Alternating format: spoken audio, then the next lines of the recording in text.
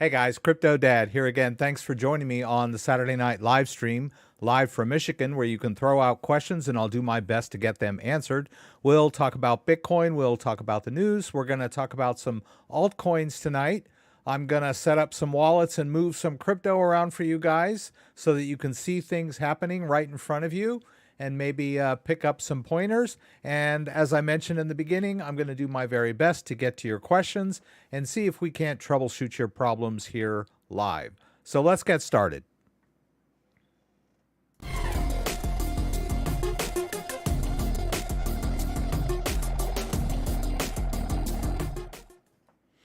All right, so I'm here with the rig. I hope you guys had a great week. I think I talked last week. Let's focus in that rig a little bit, right?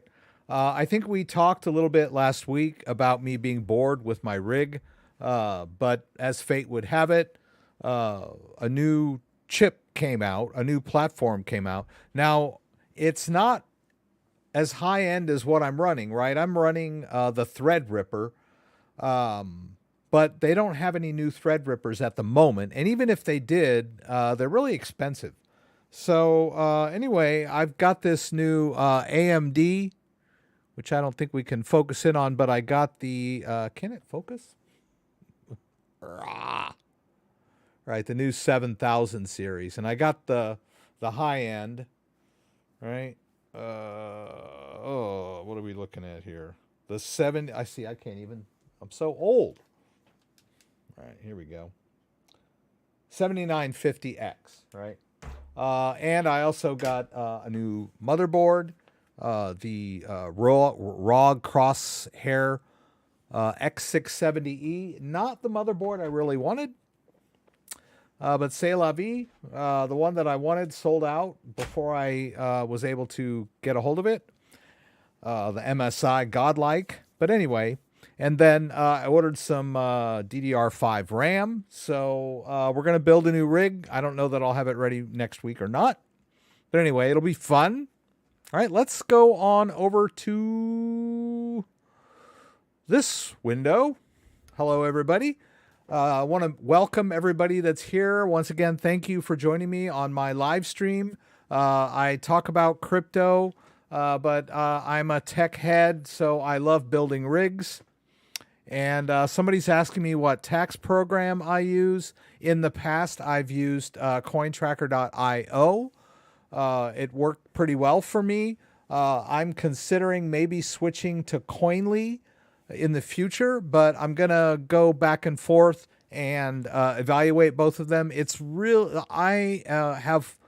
For me, it's really complicated, mostly because I have so many wallets.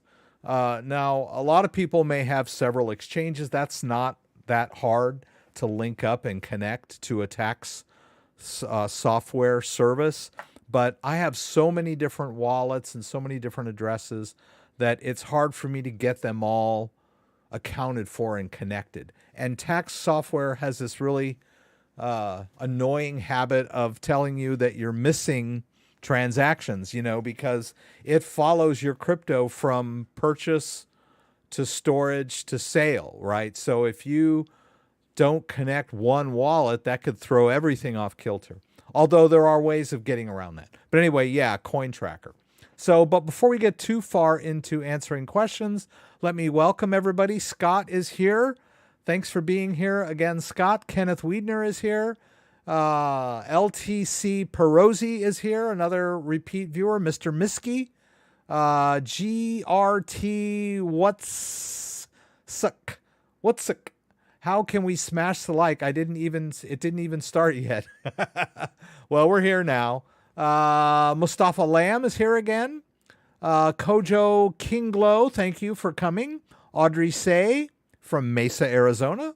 JDO, our moderator, and Dan Westra is also. Dan is here also. So both moderators are here to get me out of the weeds, and I always appreciate JDO and Dan being here. As always, let's see. Frank Rodriguez, another repeat viewer. Brandon, Big C, Joanne L. Thank you for being here again, Joanne L. Amsterdam, Holland. Also a repeat viewer, Stereo 2, and now we're talking a little while. Yeah, so I got the new Ryzen chip and ordered some RAM. This stuff is not cheap, guys. Wow. Actually, the new chip is not that bad. But the motherboard was over 1,000, and the RAM was almost 1,000. But that's because let's see if we can find it. Let's see here. Yeah, this stuff. The Corsair Dominator. I like the RGB RAM, you know, and this is 442 per pair, and it's a 64 pair, and so I'm gonna do 128. That's currently what I'm running, right? If you look at my system, I've got 128, and I'm running an AMD Threadripper at 2.9 gigahertz. So this new chip is a gaming chip. We'll see. But enough about my rig. You know, we can talk. I should do another live stream all about my rig, right? Before we get in too much further, I would like to let everybody know that if you check the description down below, there's a little list of stuff that I'd like to get done tonight. Some coins that I am interested in. I'm not telling you to run out and buy them. Just wanted a lot of people wonder, maybe, what am I buying? So just kind of let you guys know. As you can see, they're pretty mainstream. You know, I'm not like looking for any low cap moonshots. That's not really my investment pattern, right? I kind of stick with the winners. I try to. And we've got a lot of affiliate links. If you're interested in any of these programs, I would appreciate you using my affiliate link. And then we also have all of the news stories linked down below that we're going to talk about tonight. Let's go ahead and pop out the chat and bring it over here to the other side so that I can kind of keep an eye on what you guys are asking me. FYI, this is not a channel, a coin review channel. Thank you, JDO. Appreciate that. There's plenty of coin review channels, right? And I think we even talked about a story about BitBoy a couple weeks back, maybe a month or so ago, about how a lot of the people that took his investing advice lost a lot of money, and he felt bad. I don't know if it was one particular project or a couple others. So I try to shy away from the coin recommendations and the coin analysis. I'll leave the investing to you. I'm here to teach you how to manage your coins and store them in your own wallet. We had talked about that also several times. You know, we talked about a story last week about the Korean government was seizing people's crypto, people that owed taxes. And that was because they had their crypto they were saving them on exchanges. And that's why we store crypto in our own wallet, right? So it cannot be seized, or you can't be cut off from it or hacked out of it and all that stuff if you store it properly. So that's what I'm here. Help you hang on to your coins, keep your coins, and make the most of your coins. So let's check the news real quick. Everybody's interested in what's going on with Bitcoin. Market wrap, Bitcoin holds strong above 19.5K, 19,500, 19.5K, right? Let's take a look at crypto.com real quick, see what's going on with crypto.com. And at crypto.com, we're at 19,444.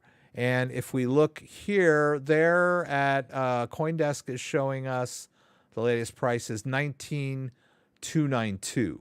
So crypto.com usually gets their prices they're based in Singapore, so I'm assuming that there is no set price for Bitcoin. So any price that you see anywhere they have, it's a mixture of prices from various exchanges, right? So it's a aggregated price. So you're never really going to see one set price for Bitcoin. So the price that you get from crypto.com, I believe, is based on Asian servers or Asian exchanges, or sort of favors them. And they're based in Singapore. So this is what we kind of see on crypto.com. And I like crypto.com because it gives me what I consider to be kind of up to the minute prices. Now, I believe they may even have like an area where you, I think in track, where you can sort of see more coins than just in the home. In the home section, you just put your favorite coins. So these are some coins that I like to keep my eye on. And, and then they have top gainers. So it's really pretty, it gives you a quick snapshot from your phone, right? You can be watching TV or sitting outside and just like pick up your phone, pull up crypto.com and get a pretty good idea where the market's going, right? That's one thing I like to use crypto.com for. But you can also use it for buying, selling, trading, depositing, withdrawing, staking, all kinds of cool stuff. Anyway, crypto.com, a big partner of mine for a number of years. So if you can check them out if you want. All right, so let's see. We're looking at, what did I do? Did I go off? Yeah, I clicked a refresh, right? So this is what was yesterday. It's actually pretty surprising, and we're actually seeing a little bit of decoupling in the sense that the stock market did not do very well last week and didn't do very well on Friday. But Bitcoin has managed to stay in its range, right? It's not being dragged down by the stock market as pretty much it's been all year, right? It's pretty much been correlated to the stock market pretty much all year. When the stock market goes up, Bitcoin goes up. When the stock market goes down, Bitcoin goes down. Wasn't like that back in 2018 and 19. But so yesterday we saw a little bit of decoupling where Bitcoin kind of held its ground, even though the broader markets were down, right? And so Bitcoin, according to crypto.com, is a little below 19.5 now, but we're still kind of hanging on, right? So not bad. Right? ETH was a little bit down, not bad. The entire crypto market was relatively stable compared to the stock market yesterday. Right? We'll see what happens over the weekend. I saw that Scott posted, a 17,000 before the end of the weekend. We'll see. There's a lot of uncertainty in world events, politics, events, and that affects the market. Right? We've got the Ukrainian situation. We've got the Nord Stream pipelines were sabotaged. So there's a lot of political events going on that are bringing instability and fear into the markets. So we'll see how that goes. I'm not going to talk too much about the macro stuff, right? But there was on Wednesday the Bank of England kind of blinked, right? And they were raising rates like the Fed, and there was some problem in their bond market related to gilts, which I think are just like UK bonds, right? Just like US Treasury bonds. So they had some problems, and then they blinked and said they were going to reverse or at least stop their hawkish monetary policies. So we'll see if the Federal Reserve of the U.S. has a similar, something similar this week. They may, but as it stands, it looks like the Fed is going to continue to raise rates, or not stop raising rates, or not even talk about staying still, right? Let alone saying they're going to lower rates or lower them in reality, right? So anyway, we'll see. Right. But the British blinked, so to speak. All right, so let's take a look at this article here. So what if Bitcoin price keeps falling? Here is why it's time to start paying attention. So this is one of those Chartist articles, And according to this article, there are several buy signals. Now, even if you're in a long-term or even a short-term investor in Bitcoin, but this applies more to long-term investors, Bitcoin is way off its highs. And if you believe in Bitcoin long-term, it's not a bad time to buy. Now, it might go lower, or it might not, or it might go back up from here. Nobody knows. Nobody can predict. But we do know that it's way off its highs. So, I mean, I was, there were a lot of people when Bitcoin was around 30 saying, I'm waiting for it to go down to 20 and then I'll buy, right? So it's not a bad time to buy. And there's no shame in not catching the bottom, right? You don't have to catch the exact bottom of the Bitcoin market to feel like you've invested wisely, right? If it's down and you buy some Bitcoin and it continues to go down, but then you just hang on to it in the long term, and then next year Bitcoin's back up at 30 or 40 or wherever, then at least you bought it, when it was relatively low. It doesn't mean just because you miss that opportunity to buy some Bitcoin at 15,000 or 12,000 or 10,000 doesn't mean it's not a bad time to buy some now, right? I'm not an investment advisor, but a lot of people are like, if you're like me, you're obsessive about just about everything, and you're like wanting to catch the bottom, right? I'm not going to do anything till I catch that bottom. So don't beat yourself up if you buy some Bitcoin at 20, and then next week it drops down to 10. You still got Bitcoin. That's the way I look at it. So anyway, if you want to read through this entire article where he talks about the charts and how Bitcoin might be a little oversold, might be a good time to buy. Now, he also mentions in the article that some analysts have forecasted a drop to the $15,000, $10,000 range, right? And if you buy some now while it's at 19.5 or 20, it might go down on you, right? But that doesn't mean you've made a mistake, right? Unless you're unless you're like a short-term day trader, then maybe. But for all of us long-term believers in Bitcoin, it's never really a bad time to buy Bitcoin. In fact, I remember back in 2018, 2019, in the live stream, someone said, should I wait for Bitcoin to go down? And this was when it was, 6,000 or 7,000.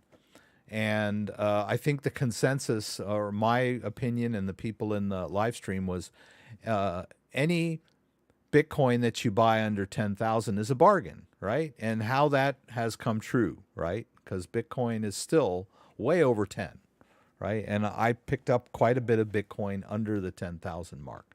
So it's never really a bad time to buy Bitcoin, in my view, right? So that's kind of a breakdown of the market, right? We got a lot of, we also have the election coming up, which could also be a problem for the markets, right? We've generally, the powers that be or the incumbent party tries to, they don't like to see the market crash right before an election, right? Because when the markets are crashing, people tend to want to change something, right? So they might vote in the other party. So generally the incumbent party does everything they can to keep markets from crashing. So it's kind of weird that the markets are bad in an election year, but this is the hand we've been dealt, right? I wanted to just talk about this story real quick. U.S. Senator bill seeks to cushion crypto. I guess they're saying that because the bill was introduced by one senator, right, into the Senate. Now, if it gets voted on, then it has to pass the Senate and the House, and the president has to sign it, of course. But it's called the Digital Trading Clarity Act of 2022. It's pretty ambitious. Like it's what is it? It's October, and he's calling it the Clarity Act of 2022. So I think he's optimistic that it might get passed before the end of the year. I don't know, right? And so this was introduced by Bill Hagerty. What he's trying to do is encourage innovation and investment in the crypto market, and ideally in exchanges, right? That's kind of the go-to business model now for crypto, is people getting, in new crypto exchanges, right? US-based exchanges. And a lot of companies are like, well, I don't know. I don't want to start a new exchange or invest in a crypto-based business when there's regulatory uncertainty. So the bill wants to give some Digital Trading Clarity Act, right? It wants to give some clarity and kind of exempt the crypto sector from certain enforcement actions by the SEC, right? That's kind of the nub of the gist of this. Lack of regulation presents entrepreneurs and businesses with a choice, right? Should I take the chance in the U.S. market or just go overseas, right? And so a lot of people are choosing to just go overseas and start businesses over there because there's more regulatory clarity over there, or anywhere but the U.S. So he wants to keep investment in this nascent technology here in the U.S. Makes sense, right? So, but this news story, this announcement didn't really move the market much, right? But it is good adoption news, right? And then I wanted to talk a little bit about ETHW. Everyone's asking me about ETHW. ETHW is basically, I wouldn't really even call it a hard fork of Ethereum. Although I would say it's kind of it's a fork off of the Ethereum blockchain, but it is not Ethereum, right? It is not sold for the same price as Ethereum. I think a lot of people are under the impression that somehow if they claim their ETHW, they're going to double their money, and that is not the case. We talked last week about claiming ETHW if you have an Ethereum wallet, and that's technically challenging. I didn't even try it. And also because I really didn't have enough Ethereum to justify it. But people keep asking me, hi, thank you, Emmanuel. You gave me a tip last week and you gave me another one this week. Thank you. Anything to learn about Bitcoin Fediment? I don't know about that, but we'll Google it and talk about it in a sec. But I did link this ETHW article down below. It has a list of people that are jumping on the ETHW bandwagon. What ETHW is that it's kind of a fork of Ethereum that miners, people that are mining Ethereum, are continuing to mine it on the proof of work network, right? But actual Ethereum, real ETH, is now proof of stake, and is no longer mineable, right? It's stakeable now. So a lot of people that were running mining rigs are still mining what they would consider Ethereum on this new fork, and are continuing to mine it. And so there's a kind of a side market for it, right? And because it's a low cap, it's one of those where you can buy a bunch for a little, and if it moves, and low cap coins tend to have big moves. It could jump 50% up or down, and so a lot of people want to do that or trade in that market, but it's very risky. It's basically like taking your, you have your life savings, or you have, you walk into a casino with $5,000 to play, and you just plop it all down on the roulette wheel on black or red, right? You got a 50-50 chance that you're going to hit, right? Same thing with a low cap coin like this. It could go, 50, 70, 150% up, and you could cash in, or you could drop all your money, buy a bunch of ETHW, and the next day it drops, drops 150%. You never know with these because there's really no use case for this other than you can mine it, right? So I would not recommend getting involved in it, but I linked you this article so that you could find out more about it. But none of this stuff, and I checked out a little bit, is really talking about claiming it, like people that have Ethereum wallets. This is on this kind of bridge here, you could, if you had Ethereum, you could convert it to ETHW, right? But it's not that you're claiming any free ETHW in lieu, by having Ethereum in a wallet, right? So don't get sucked in to this kind of thing, thinking that you've found a money tree, because it's not what this is about. And there's a lot of scammers out there. And they even mention in this tweet, if I can find it. Okay, there. Okay.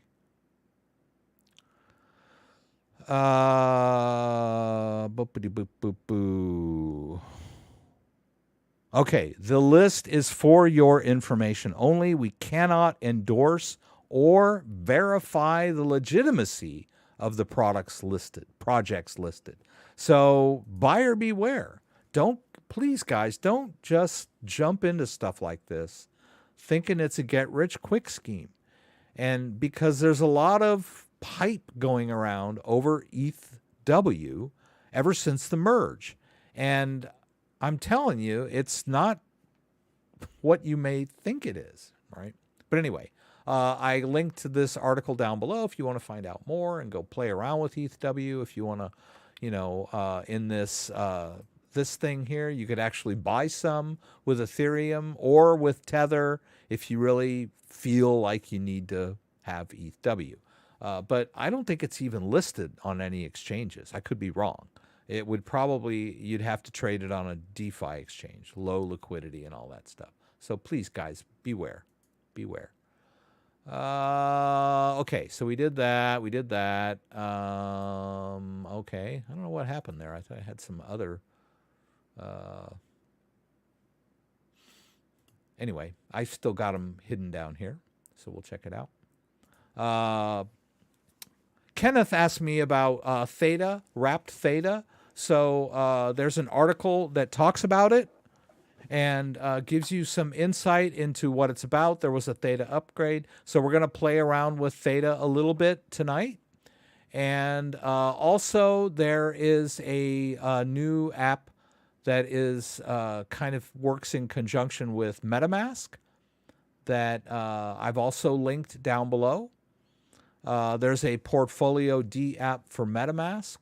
So I'll leave it to you to read the articles, but I'm going to play around with both of these tonight. I'm also going to play around a little bit with Ravencoin.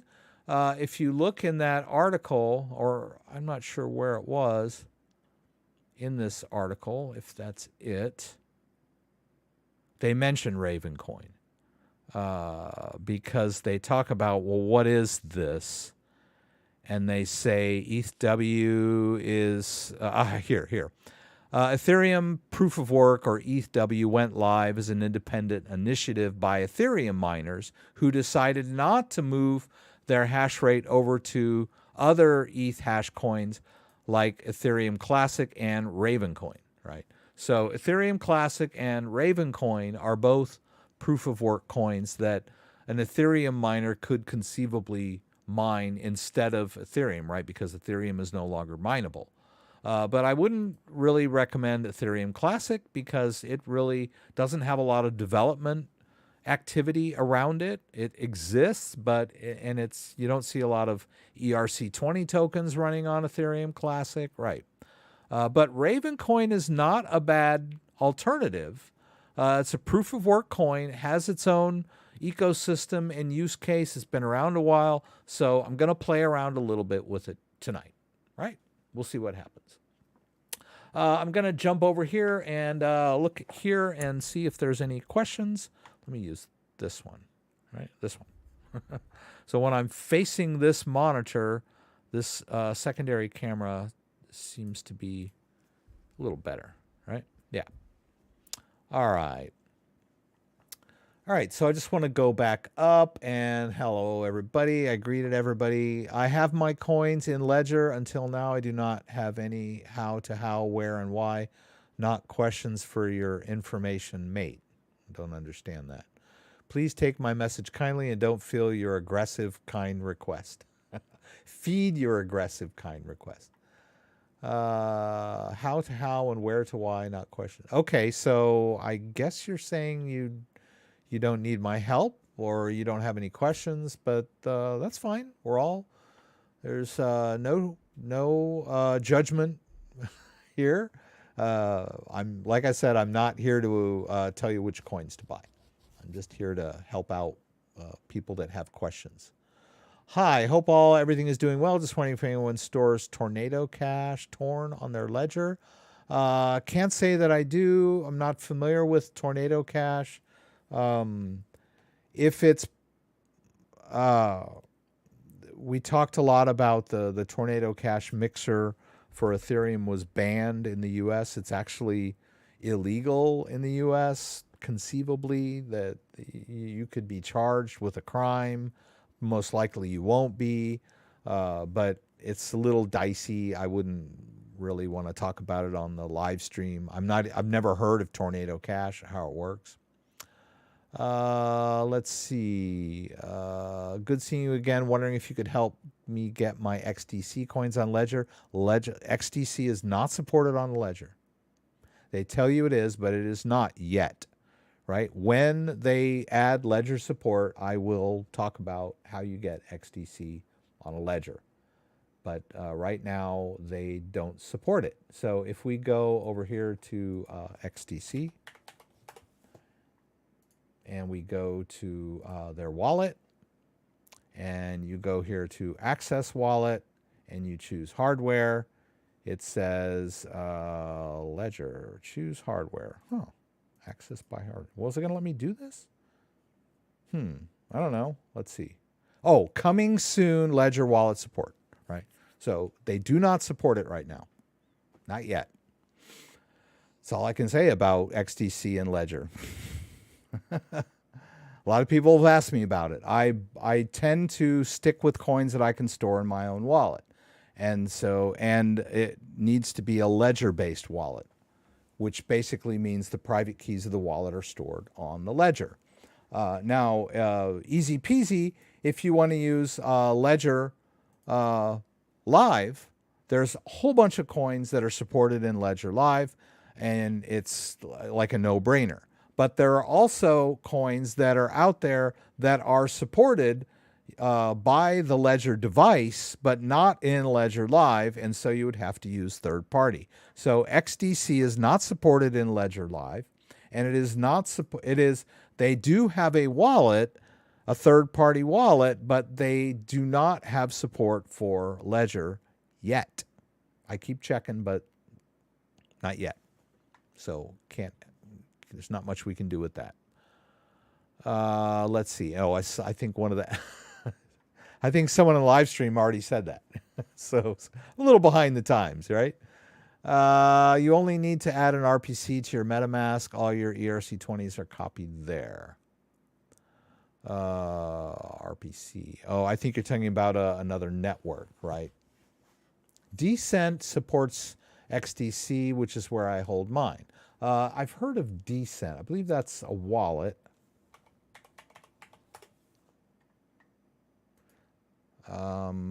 And if Decent were to support, it's an app. It's a phone-based wallet, right? I think I've heard of that. Yeah. So, I mean, if you want to store your XDC on a phone-based wallet, then I've also heard of Decent. I think it's fairly decent, right? Just don't lose your phone. Make sure you back up the wallet when you set it up. They give you a backup phrase. Write it down carefully. Put it in a safe place in case something happens to your phone, right? I've got several phone-based wallets like Trust Wallet, Clever Wallet, and stuff like that. So yeah, putting coins in your phone is not a bad idea. I wouldn't put all my coins in phone-based wallets, I tend to put the bulk of my coins in my ledger-based wallets. Cosmos is a great ecosystem. I should have, I believe that they went through an upgrade. Maybe we can play around a little bit with Kepler tonight. Didn't research it ahead of time. I should have, because I think they had their 2.0 upgrade. Hi, Barbara. We dried out. Oh, you're from Florida. Wow. I hope everything's going good down there. You only lost power for 6 hours, and all we had was a 40-foot oak tree come down. Well, I'm glad to hear that, Barbara. My Aunt Ruth, I saw her this weekend, has a property down in Florida, and I can't remember the city, but it is she's on the west coast, north of Fort Myer. I think Fort Myer was the one that really got hit hard, and she can't get a hold of anybody down there. Of course, she wasn't there. You know, she was up here, and she lives in Indiana, but she's still trying to figure out, what happened, if there was any property damage or flood damage or whatever. So I'm glad to hear that Barbara is okay and weathered the storm pretty well. That's good to hear. When you save crypto in your cold wallet, is your intention to hold for many years or sell at some point? Thanks for your insight. You can do either one. And one of the reasons that I do all my tutorials is so that you can be adept at moving your crypto in and out of the wallet at will. So you can store crypto in a cold wallet or a hardware wallet, short-term or long-term. It's up to you. But it only takes a minute or two to transfer coins out of your wallet back to an exchange. In fact, Ledger Live has some swap and buy features built right in. And they're okay, and they make it so that when you purchase coins through this interface, they will go directly into your wallet. So it's kind of idiot-proof. But you are using third parties when you do this. Like, for example, you have to sign up for MoonPay, Coinify, BTC Direct, or Weir if you want to buy crypto from within Ledger Live here. But when you connect and you make your purchase, it goes right into your wallet. You don't have to have that step of transfer. But for any of the crypto that I'm storing in any of my wallets, like, for example, this Bitcoin wallet, it's in cold storage, and it could stay there for a while, or we could send it out tonight over to Coinbase or Binance US and sell it, right? That's the whole point of having the cold wallet. Is that it can be used for short or long-term storage. And the point of a lot of my tutorials is so that you can move it quickly when you need to move it quickly, right? It just depends on your investment strategy or your trading strategy. But in my case, if I need to cash out some of my crypto, I'll generally do it in the morning. And then I'll move it from my ledger-based wallet over to either Coinbase or Binance US. And once it's there, I'll trade it into cash, swap it for cash, or sell it, however you want to think of it. And then I'll make a withdrawal from the cryptocurrency exchange.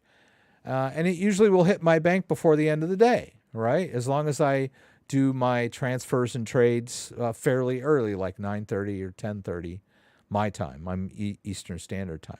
But if you're one of those split-second people and you're day trading or whatever, it might behoove you to have, at least the crypto that you're planning on trading on a, minute-to-minute basis. Just keep it in your exchange, right? So you can sell it quickly.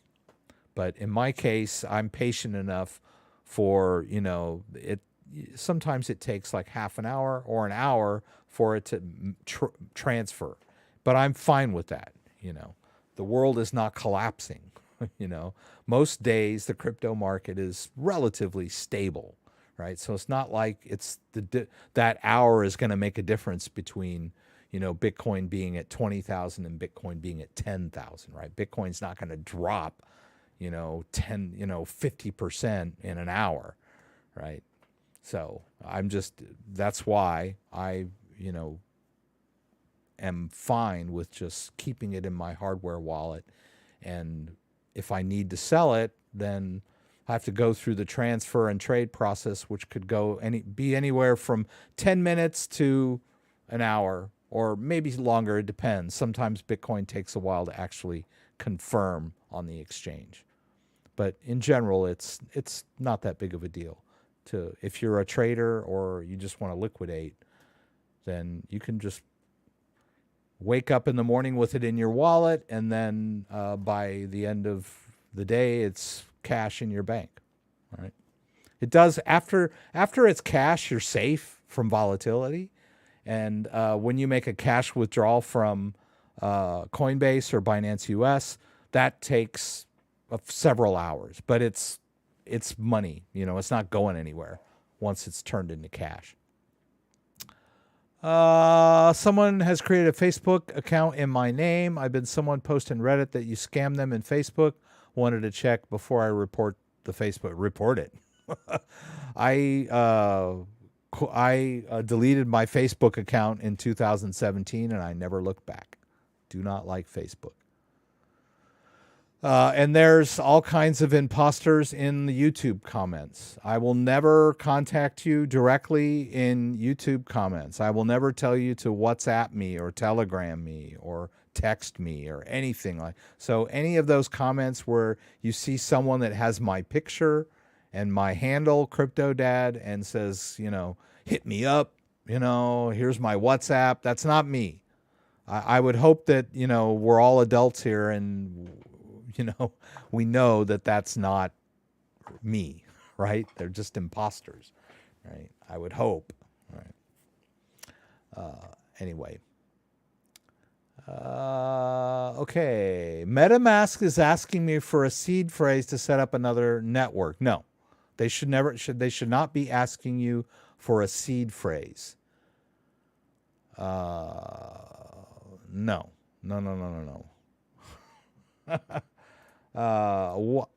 Barbara, are you trying to you're in MetaMask and you're trying to set up a new network? So if we go to chainlist.org and we want to add a new network to our MetaMask, let's add something I don't have yet. Astar. I don't know what it is, but this is a new. First I connect my MetaMask and then I add to MetaMask, right? Now, notice here that it comes up with all of this information. If you're trying to create a new network in MetaMask, it should be asking you for this stuff. The name, the network URL, the chain ID, and the currency symbol. It should not be asking you for your seed phrase. I'm not sure what's going on with you, Barbara, but please don't put your seed phrase in. If it's asking you for a seed phrase, then it's not MetaMask. You've ended up on a web page or something, right? And when we do this and we switch, you'll notice there that my MetaMask is now, we'll go ahead and do this. Let's do this. Right. See, now I have the Astar network added to my MetaMask, but at no point did it ask me for my seed phrase, right? Now, I could have gone this route. I could have gone here to settings and gone down to networks and chose add network. And then it wants the network name, the URL, the chain ID, all that stuff we saw that Chainlist put in there automatically. You can do it manually. You can type all this stuff in, but this is not a seed phrase. This is not asking you for a seed phrase. It's asking you for a name, a network URL, a chain ID, currency symbol, and a block URL explorer. But it should not be asking you for a seed phrase. Oh. And when someone tells me MetaMask is asking me for my seed phrase, that you've probably been phished, right? It's probably a site pretending to be MetaMask asking you to input your seed phrase. Now, if you're starting a brand new copy of MetaMask in a different browser, yes, it will ask you to either create a new wallet or import an existing wallet. But MetaMask per se should not be asking you to input a seed phrase unless you're doing an import. And in that case, you know what you're doing. You expect to need to put in your seed phrase. I hope that's clear. Let's see. All right, so let's start with this MetaMask thing. Since we're on the subject of MetaMask, let's go over to, let's flip it back to Ethereum. This is, the default network for MetaMask. And this is a standalone MetaMask wallet. You can see that there's a little bit of Ethereum in here. And then there's, this is way off here. I don't know why it's telling me it's worth $2 million. It's not. None of these prices are correct. Something is whacked out on their pricing APIs. Okay, there. Now it's fine now.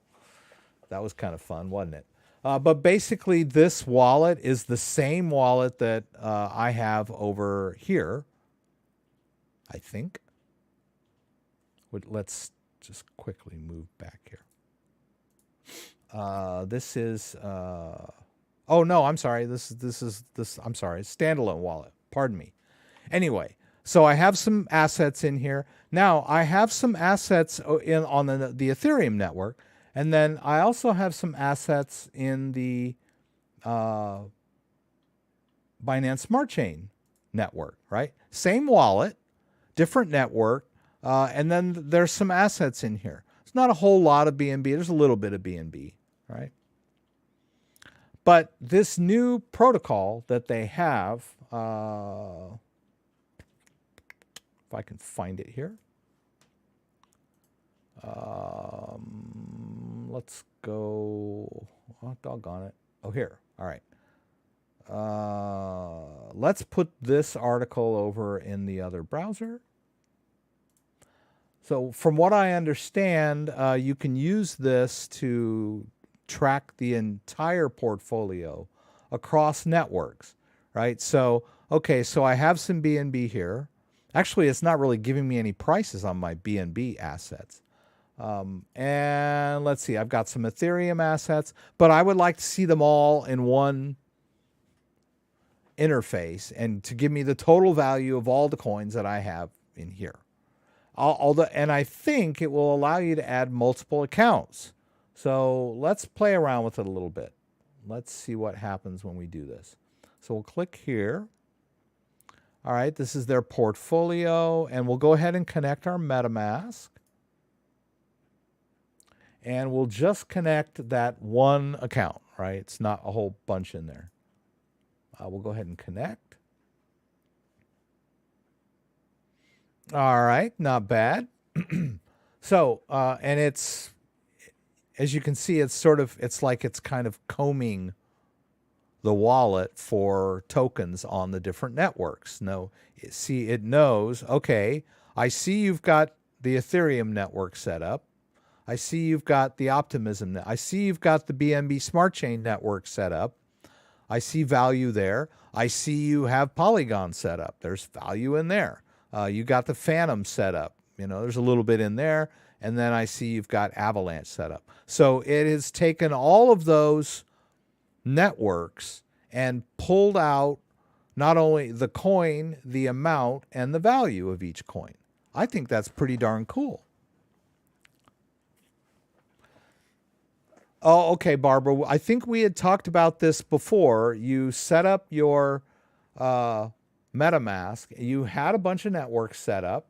Bully for you that you were able to get that done, right? But then you went over to another browser or you went to a new computer, and I think we can do it in Firefox. And you set up a brand new copy of MetaMask, and I'm assuming that you imported your old seed phrase. And that's okay. This is where you do need your seed phrase, right?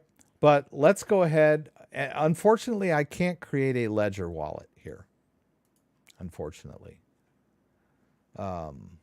So it's kind of hard for me to do this. But the point of this is that once MetaMask is set up in the new browser or the new computer, you're only going to have the Ethereum network on there. It doesn't automatically import all of your networks that you set up. You're going to have to go through that process again. Even though you've imported the same MetaMask wallets, you'll only see your Ethereum coins until you add the additional networks that you were using over here, right? So if I were to import this wallet over onto a new computer or a different browser, I would only have the Ethereum mainnet network set up, because MetaMask doesn't import all that network information when you import a wallet. It just imports the wallet. And then you are responsible for setting up all of the additional networks that you had on your old computer, right? And as soon as you set up those networks on the new computer, you'll see your alternate network coins. They'll be there. You just have to set up the networks again.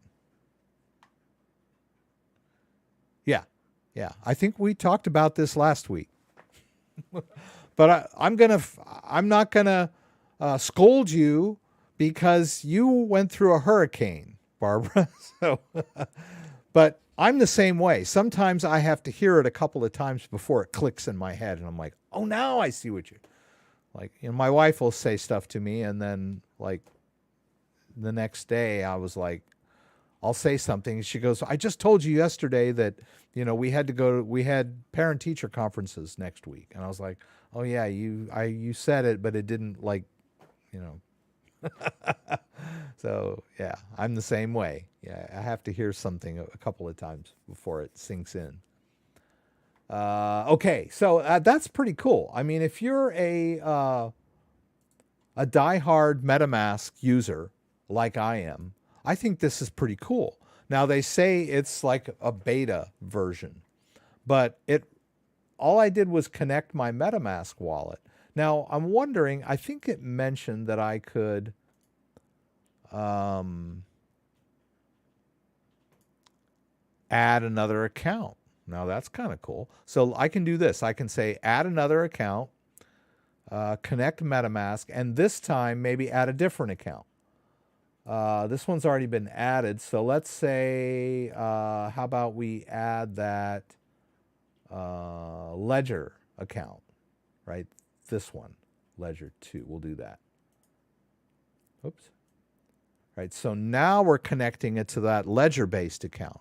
And notice, I don't really need the Ledger attached to do this because MetaMask already has the public address, right? This is public information. So we'll hit next. Connect, and let's see what happens. Now, so the portfolio should change, right? There should be a whole bunch of new coins that it sees, right? Because I just connected a second wallet, right? And it's giving me the total price of both of these accounts, right? This account has like $1,200 worth of coins, and this account has $500 worth of coins. Pretty darn cool. Although I thought it had a little more than that in there. No, I don't think so. Yeah, I've been kind of emptying out. Yeah, there's not a whole lot of ERC20 tokens in this Ethereum wallet, right? So yeah, it's pretty accurate. So really cool. I like it. Yeah. So it sees my Joe. It sees my Mead. It sees my Ethereum. My Lena, pardon me, not Luna, Lena. And then it has the icon for the network that's associated with the coin, right? So this Joe token is an Avalanche-based coin. This Mead coin is also an Avalanche. I'm not sure what this token is not verified. It only has a few validated sources. I'm aware of this token. I bought this token a while back. I'm kind of surprised that it's worth that much, though. That might not be accurate. But so far, so good. It seems like it's giving me a pretty accurate view of my holdings in that wallet. And I like that because it's like you can have a portfolio tracker that you've manually added coins to. But when you connect a wallet and then you use a portfolio tracker that connects directly to a wallet, you have a very accurate view of your current holdings. So I like that. How do you know if your ledger is compromised? The coins disappear. That would be a good sign that your ledger is compromised. I know people are, I don't want to use the word paranoid because it's not a very accurate description. The word paranoid describes a mental condition, but people use that word paranoid to say people when you're worried or maybe overly worried about something. And I know a lot of people are terrified that their wallet has been compromised, right? So I don't know what you mean by compromise. You mean someone has your seed phrase, or are you saying you think it's not a genuine device, right? Genuine device, you can do a genuine check on your device. That's not a big deal. But if you're using your device and it's working, it's probably genuine. There's really no reason to get all scared that you have a non-genuine device, or that somehow Ledger is going to steal all your crypto, or that a hacker is going to steal your crypto. If you're using the device properly, then your assets are secure. I don't know how else to say this, but if you go into Ledger Live and you click My Ledger, I'm going to turn on this camera over here so you can see my ledger. I'm going to get this. Okay. Oh, actually, yeah, this is fine. Could be a little closer. Okay. Okay, there we go. Sorry. Didn't get this set up. Actually, I should get out of this app. All right, now you should be at the home screen when you go into the Ledger Manager. Many people don't realize this, but when you use Ledger Manager, well, now it's called My Ledger. When you go into this area and it pulls up your device, it has just done a genuine check. It doesn't really explicitly tell you that it's doing a genuine check, but it does. Every time you go into the My Ledger area, it does a genuine check. Like, it connects to the Ledger servers, and Ledger servers verify your device. And if it wasn't legitimate, then you wouldn't get in to the Ledger Manager or My Ledger, right? So once you get to this point, you can be sure that your device is genuine, right? When you set up your device, it goes through explicitly the genuine check, and then it says, boo, you have a genuine device. But it also does that same genuine check every time you log into this area, right, to do app updates or firmware updates, right? So you can...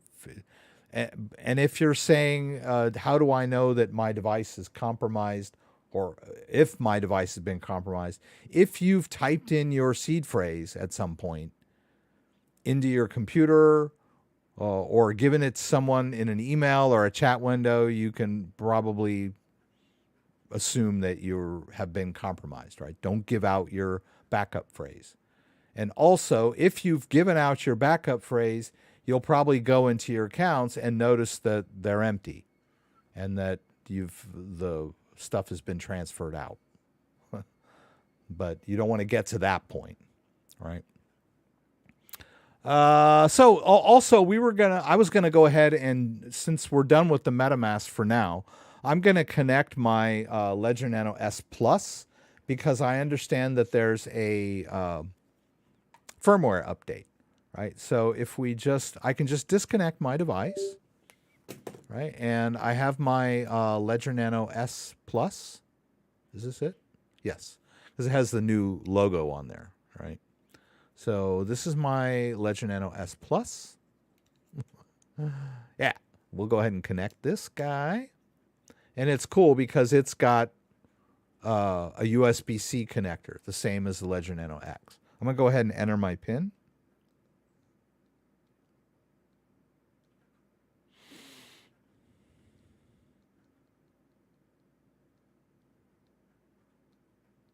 Hopefully I'm doing this correct.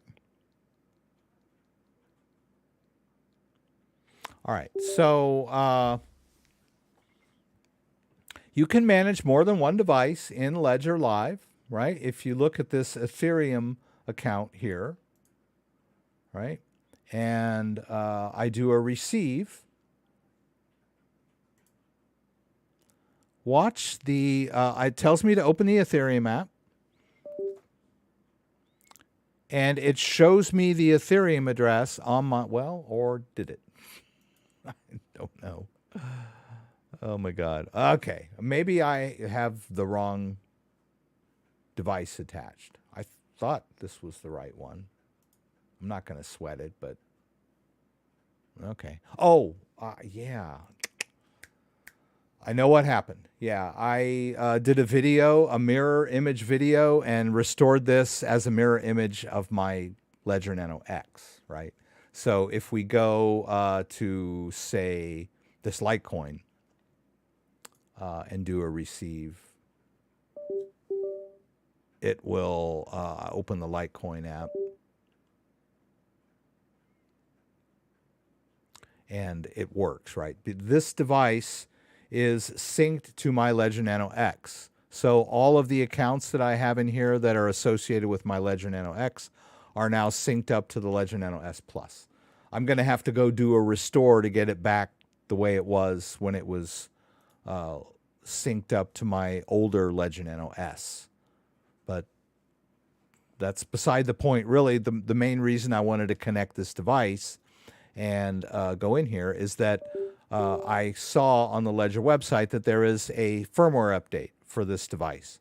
So we can do that. Doesn't really matter what wallet it's configured for or what master private key it's configured for. So notice here it says there's an update. So I need to go, I can click this link or I can click this link to take me over to my Ledger. Either one is going to take me to the same spot, right? So here I am. It wants me to allow Ledger Manager. We'll hit both buttons. And notice that as soon as I get into the My Ledger area, it tells me I have a firmware update that needs to be run, right? Don't be afraid of firmware updates. They're all part of life. You say, I have my recovery phrase just to confirm that you've written it down and you have it stored somewhere safe, right? Which I have, right? I know where it's at. Everything's fine. So I'll go ahead and continue here. And it's going to download the firmware update from the Ledger servers. Notice it's processing in Ledger Live and on my device. I know the device is a little hard to read because the refresh rate on this thing is kind of funky. But we'll live. Okay, there it is, new firmware, and then I'll just navigate here. Navigate over to confirm update by hitting both buttons. It's going to go blank. It's downloading the bootloader. All right, there we go. Processing. Takes me back here to Ledger, and it wants me to enter my PIN. Pretty cool. Right? I didn't even have to disconnect the device. Oh, well, this is weird. Notice how it's like got a new interface for the PIN. So you can do it like this. Huh, that's kind of cool. And then when you get to the number that you wish, you click both buttons. Boom. Now it's on number 2. This is kind of weird. I'm going to have to look at this. Oh, I see. The first, see, it's hard to tell here, but the first one is solid now to indicate that I've already entered the first digit in my PIN, right? And as I'm entering digits, these hollow dots will become solid. So I'll go ahead and enter my PIN. It's actually a little bit easier than the way it was before. It's kind of cool. Yeah, it's, I don't know, it seems like it's slightly more user-friendly. And now I'm here, right? Remember, I had a bunch of apps on there, but now it's blank. Like back in the old days, you had to just manually reinstall your apps. But now the Ledger firmware updater remembers the apps you had on there. So you just click this button, reinstall apps, right? And then it's going to go and reinstall all of your apps for you. Nothing could be easier. We'll click Allow Ledger Manager, hit both buttons, and then we'll just watch the magic happen, right? It shows us up here all of the apps that it's about to install, all right? And then over here on the side, we can see the progress bar. Notice that the Bitcoin app just got installed. Now it's installing Ethereum. And there we go. So I get a lot of people that are terrified of doing the firmware upgrade. They'll say, can I still use my ledger without doing the firmware upgrade? And the answer is yes, but, right? Yes, you can still transfer coins and whatnot, but ultimately, if you don't do your firmware updates, the device could eventually become unusable, and it's not going to work properly because the firmware update adds functionality. It also adds additional security depending on the type of what's in the firmware update. But always should be your first priority. If it says you need a firmware update, update it. Don't be afraid to update it. And we're sitting here like old friends, and I'm talking to you guys, and we're doing the firmware update, and I don't know, it took us like 5 or 10 minutes, right? It's not a big deal, right? Just get your firmware, get your device up to date, and then you don't have to worry about it anymore. But don't just like limp along with an out-of-date device. That can, you might lose access to your crypto on the device, right? You'll always have your crypto stored in your backup phrase. But I know people that had their Ledger device in a drawer for 3 years, and then when they went to update the firmware, it was too far behind. So they had to buy new devices and restore them with their backup phrase.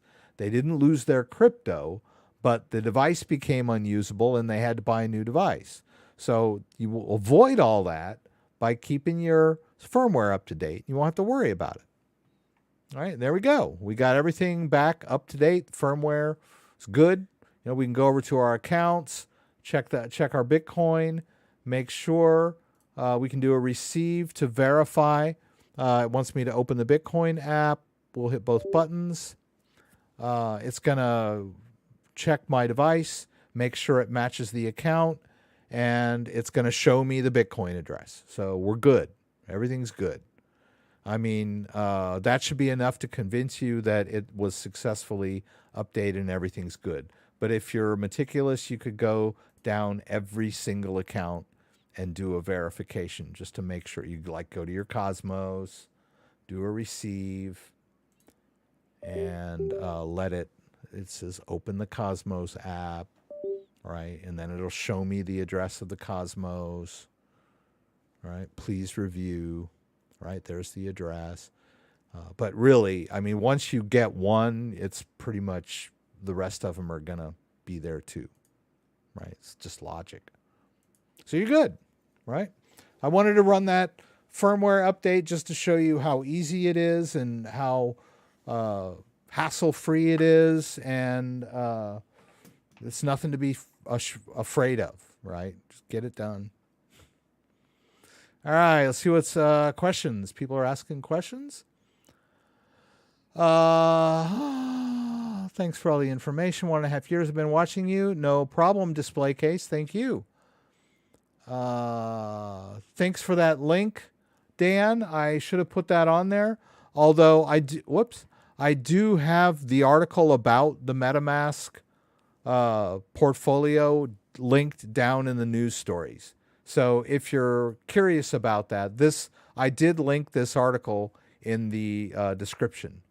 Right, just go to the description of the live stream and scroll down, and that article is down here at the bottom if you want to know more about the MetaMask portfolio. But thanks, Dan, for linking that the page itself. Let's see here. So made an unstoppable domain using the new Apple phone app. It mints on Polygon. Can I send it to Ledger Live? Domains networks confuse me. Thanks. I think what you're asking is, now that you've created this wallet on your phone, can you somehow link your Ledger to it? That might be one of what you're asking. The answer to that is no. If what you're asking me is you created a unstoppable domain and you want to link your Ledger wallet to your unstoppable domain so that when someone sends crypto, like say they want to send Bitcoin to you through that unstoppable domain, then yes, you can list the Bitcoin address of your Ledger in the unstoppable domain. The unstoppable domain settings allow you to put any public address in, but only one at a time, right? So you can change, I believe you can go and change them, but you can only have one Bitcoin address at a time in any one unstoppable domain. So it's been so long since I've done it, but let's see if I can. I don't even know where it is. It's been so long since I've used it.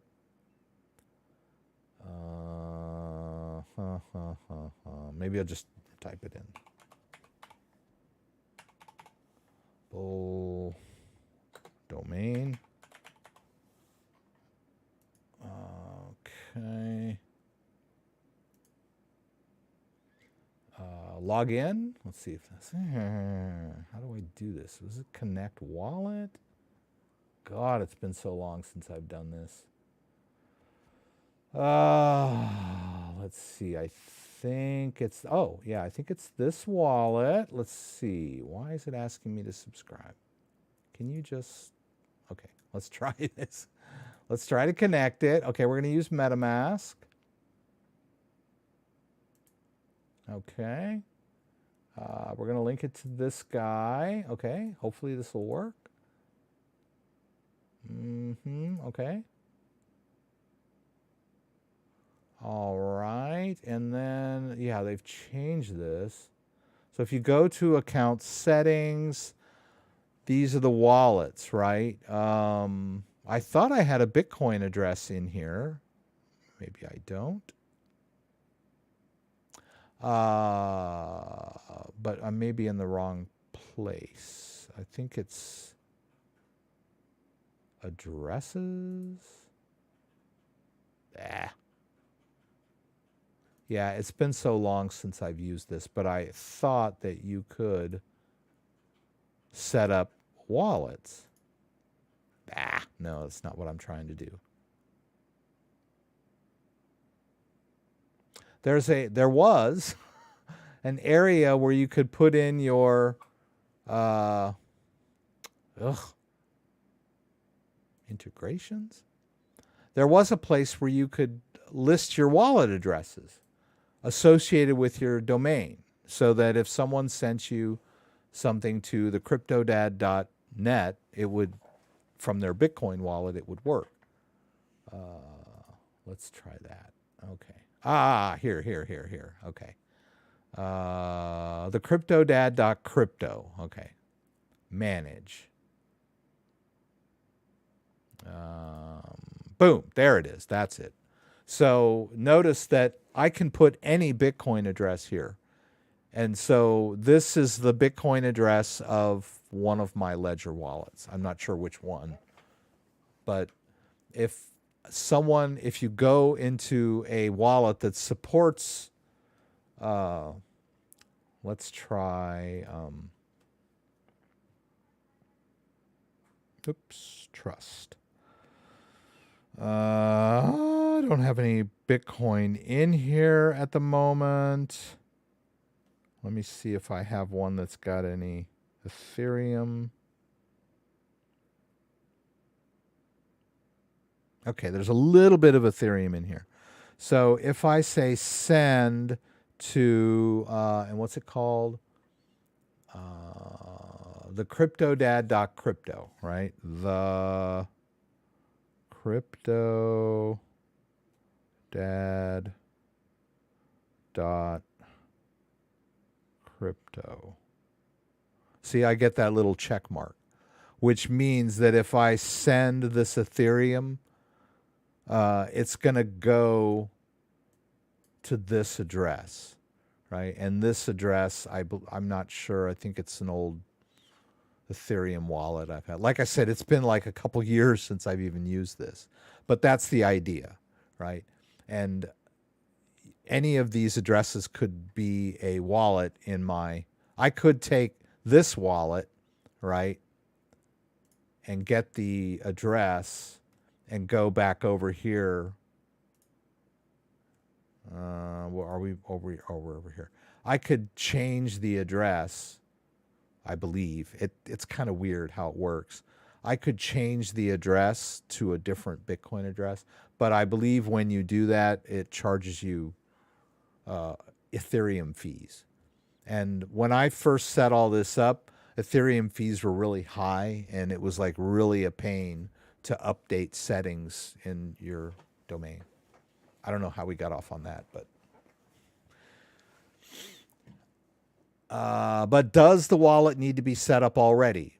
Yeah. I mean, you want it to go to your wallet, right? So yes, that's what this is. But there's more than just this with unstoppable domains. You can do a lot more than that. But all I was demoing for you was the feature that in your domain you can put in wallet addresses.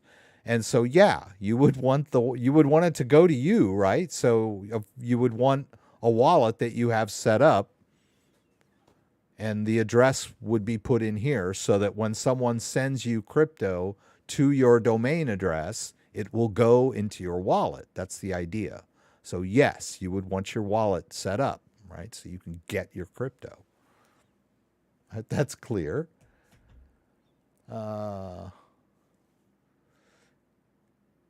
All right, but does the wallet need to be set up? Or sorry for the way I worded it before. It's still in the box, never used. Do I need to? Yes, you need to set it up. Yes.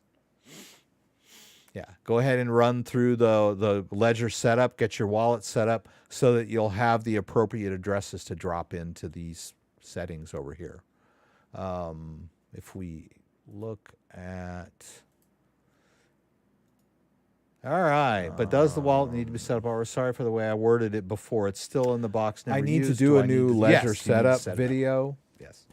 But yeah, go ahead and run through the ledger setup, get your wallet set up so that you'll have the appropriate addresses to drop. Go to setup video, the latest one.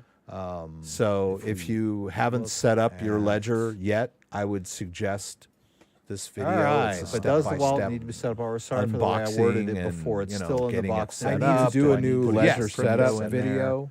And all that. Some Bitcoin and some. Go ahead and run through if you're brand new setup, get your wallet set up. It would so that you'll have the appropriate addresses to drop. Go to setup. All right. So what else are we doing tonight? We were going to look at. If you haven't set up your ledger yet, we updated the firmware. Ledger Live has some swap features. Let's go ahead and check that out. I need to do a new ledger setup video. That I'm not a huge fan. But go ahead and run through if you're brand brand new setup, get your wallet set up. It would At the moment, benefits you go to setup. All right. So what else are we doing tonight? We were going to look if you at haven't set up your ledger yet, we updated the firmware. Ledger Live has those wallet features. Let's go ahead and check that out. I need to do a new ledger setup. You know that I'm not a huge fan, but go ahead and run through the if you're brand new setup, get your wallet set up. It would At the moment, benefits you so when you go, all right. So what else are we doing tonight? Section of Ledger Live, They have some new updated the firmware Ledger Live. So and I believe let's go ahead and check that out. I need to do a new ledger setup. You know that I'm not a huge fan, but go ahead and run through the if you're brand new setup, get your wallet set up. It would at the moment benefits you so when you go out, so what else are we doing tonight? Section of Ledger Live, they have features. We updated the firmware Ledger Live. So I tried this before. It didn't work for me. I'm not that big fan of it. But Dan says it works just fine. I've had a lot of other people tell me it works just fine. But I think brand new one here is 1 inch. And notice that it says no registration. So when you go out, they have what to do tonight? section of Ledger because 1 inch is a decentralized Ethereum DApp. So I tried this before. It didn't work for me. Big fan of it within Ledger Live. Dan says it works just fine. I've had a lot of other people tell me it works just fine. Is there something brand new one here? Is 1 inch? And notice that it says no registration. So when you go out, they what have else are we to doing do tonight? section of Ledger because 1 inch. Is it? Or is it this one? Did it stop? Okay. All right, let's just... I'm just going to get all of these out of here. All right, did it stop? Did it stop? I knew something was happening because I just saw comments flying in left and right. Everybody okay? Or is it done? Okay, sorry about that. I inadvertently launched a video when I was trying to pull up a video for you guys. Sorry about that. Okay. Yay. Sorry, guys. Okay, where were we? We talked about the unstoppable domain. Where was I? I wanted to... let me check here. Oh, we were in Ledger Live, right? We were talking about this. So basically in the swap section, they've added some additional functionality, right? So if you go over to the settings and about and hit the latest version is 2.48.0, hit details. They've got like it's a swap aggregator, right? So it's going to allow you to check the best price in several different places. But I'm thinking that in order to do that, you would need to be signed up for all of the different services for that to happen. Right, so let's go to Ethereum. And I believe it would have to be Ethereum based, right? You could do it with Link, right? And you have to have a balance, right? But notice they're telling me, okay, I've got several different prices for Link that I can see right here. Oh, okay, I can buy Link cheaper on Weir than I can on FTX, right? So it's giving me several options to make like a trade based on the best price, right? But you have to remember that every exchange has its own fees, right? You may get a better price when you trade, but the withdrawal fee might be higher, right? There may be fees and don't think that you're doing this right on your ledger. It doesn't work like that. You are in effect going over to the exchange, making a purchase, and then withdrawing it to your wallet. It just sort of does it in the background for you, But if they have withdrawal fees, that's going to be part of your, the whole transaction. So I don't know if they're combining all of that into this price or not. They might be. They might say, okay, well, really, you're getting a little bit better trade on the price, but when you use Ledger Live to do this, it does actually go right into your wallet. So they might be including those withdrawal fees in this price. They might not, right? You might get hit with withdrawal fees and you may not be aware of it, right? So for me, for better control, I would prefer to go over to the exchange myself and make the trade and the withdrawal to my own wallet so that I have control over the entire process. But some people would like to use the swap feature in Ledger Live. Personally, I don't, but I'm just pointing it out because they have added some additional features, right? So like this 1-inch option here, I would have to, click through here, and then it pulls up the 1-inch interface from within Ledger Live. But you could just as easily go over to 1-inch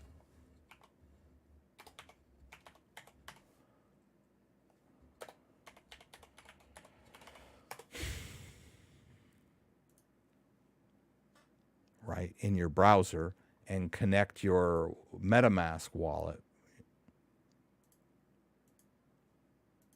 Oh, okay, I got to do this. Okay.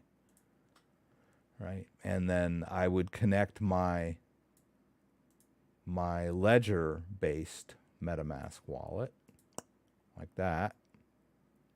Right. Right. And then I would have access to the exact same wallet and I could trade on 1-inch.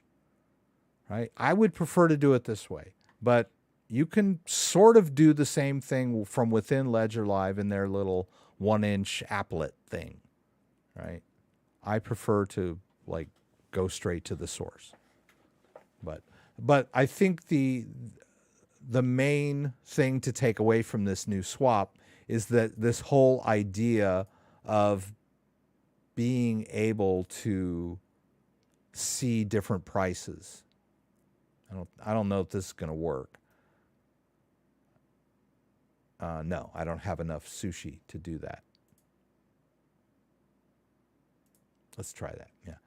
This is what's new, is that you can sort of decide which one you want to use, which one is best, right?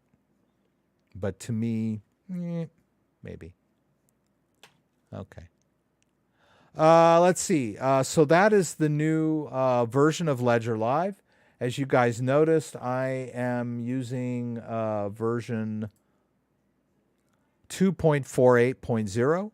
If you're not using that version, then you should go ahead and get yourself updated. It should tell you up at the top. There should be an orange bar or a blue bar at the top of the portfolio telling you that there's a new version of Ledger Live, right?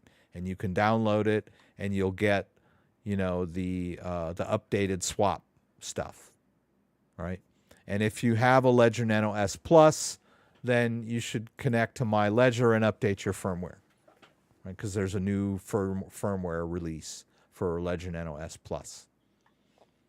Let's see. Oh, we wanted to. Kenneth Wiedner had asked earlier about the new Theta. Wrapped Theta. So we'll go ahead and cover that. So Theta is a cryptocurrency, and let's just go over to its description over here in CoinGecko.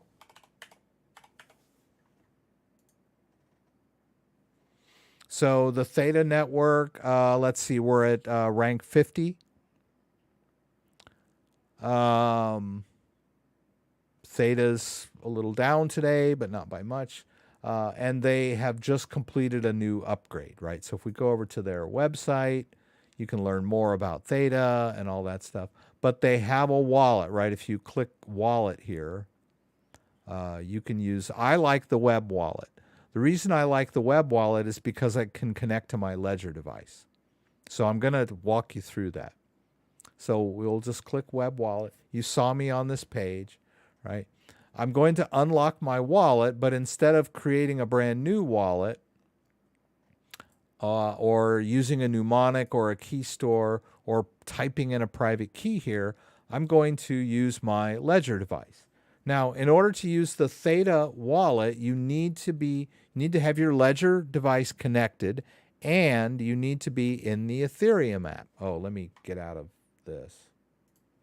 I don't know what's going on here. Okay. Oh, what does it want? Let me just check this. What did it want? Why is there a dot over here? I think it was maybe a vestigial dot because I had my Ledger Nano S Plus connected a minute ago. So Ledger Nano X is fine. Firmware is up to date. All the apps are up to date. All right, but I'm going to get out of the Ledger Manager because that can interfere with third-party wallets. I can just click over to accounts, right? And now Ledger isn't like messing around with Ledger Live is not like trying to interface with my device right now, right? So we need to be in the Ethereum app. I know it's weird. There is no Theta app, right? That gets a lot of people confused. It gets me confused sometimes. Earlier today, I was looking for it. I was like, all right, where's my Theta app? And I was like, wait a minute. And there's no Theta app on here. And then I thought, oh, wait a minute. I remember you have to use the Ethereum app, right? So we'll just go over here to the Ethereum app, right? We'll hit both buttons. We're in the Ethereum app. Now we can connect, right? We'll hit Trezor. Trezor. Sorry. We hit Ledger. And also, because I'm using the latest version of Ledger Live and my Ledger Nano X that I used to set up this guy, I need to use the correct derivation path. So I need to click here and pull it down to Ethereum Ledger Live. This is the derivation path that Ledger Live uses currently, right? I don't know why it's not the default. It's just kind of weird. But you need to do that, right? I don't know. You might be able to see some wallets using the other derivation path, but maybe not. I think it's better to just, switch it to the right derivation path. Then we'll hit connect. It even tells you make sure the Ethereum app is open there in red letters, right? So here we go. Here's my Theta wallet in this address that ends in 78BD, right? If you recall, that's my Ethereum H, right? So if I hit, see, there's the Ethereum address. So it's the same address, but it's a different network, right? But it's the same device, right? So that device has some Theta in it on this address, right? You can use other addresses too, but if you wanted to store in some other addresses, but I'm going to use the current one. Right, so we just click on that, boom, there's our Theta, there's our balance, there's our T-Fuel, and here's that new wrapped Theta. I'm not sure what it's good for, to be honest with you. Kenneth just asked me about it earlier on, so you might want to go into their website and find out what wrapped Theta is all about, what it's good for. You could probably use it to trade other assets that you normally wouldn't be able to trade with regular Theta. And I'm sure that, let's see if it's wTHETA. I don't know, is it wrapped Theta? Well, I don't see it in here, right? According to this, it's wTHETA, but I don't see it here. wTHETA. No, I don't see it on CoinGecko. But you can get it, right, I could wrap this. So if I chose to wrap, let's see, how much do I have in there? 400. Okay, so let's wrap 10 just as an experiment. We'll hit next. There's a contract, confirm. I'm going to need to confirm it on the device. right? It says review transaction. Blind signing is enabled. You probably won't be able to do this unless blind signing is enabled. We'll hit accept and send. And it might ask me again to do something. Let's see.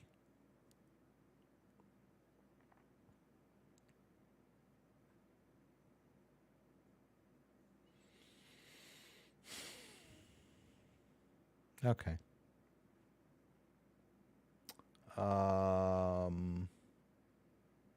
Oh, okay, there. So now I have 10 wrapped theta. You know, to be perfectly honest, I really don't know what it's good for. I have to do some more research. But I just wanted to walk you through the process that I've been using this wallet, so I was familiar with it. And before the live stream started, I pulled it up and noticed that they had this wrapped theta here and these buttons wrap and unwrap. So I'm assuming I can send this wrapped theta somewhere. How do we get to it?